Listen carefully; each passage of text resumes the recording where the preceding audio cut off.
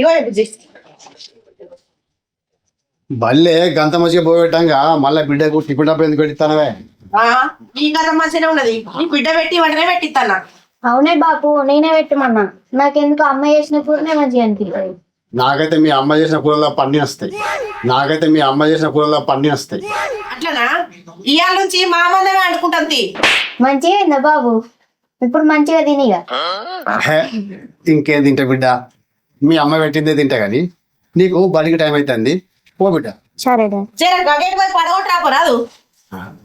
ఏమైనా బడి కొత్త, నా ఊరు కొత్తనే, పోతా తీయరాదు. అవును, ఇవాళ కొత్తగా పోతాను నానే, పోతా తిని. నీకేం తెలియదు బిడ్డ, నువ్వు ఆగు.